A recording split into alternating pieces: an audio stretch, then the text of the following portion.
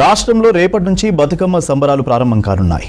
రాష్ట్ర ప్రభుత్వం ఆధ్వర్యంలో వరంగల్ సిటీలోని 1000 స్తంభాల గుడిలో మొదటి రోజు ఎంగిలిపూల వేడుకలు జరగనున్నాయి. వేడుకల్లో రాష్ట్ర మంత్రులు జూపల్లి, కొండా సురేఖ, సీతక్క పాల్గొననున్నారు.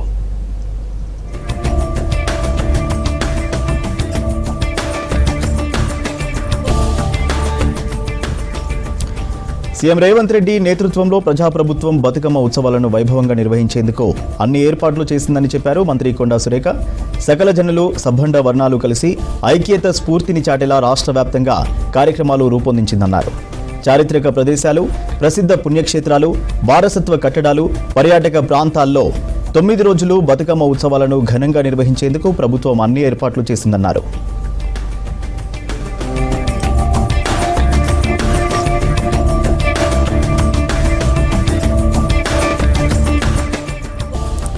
తెలంగాణ సంస్కృతి సంప్రదాయాల ఔన్నత్యాన్ని బతుకమ్మ పండుగ విశ్వవ్యాప్తంగా చాటుతుందని మంత్రి కొండా సురేఖ అన్నారు. రాష్ట్ర మహిళలకు బతుకమ్మ వేడుకల శుభాకాంక్షలు తెలిపారు.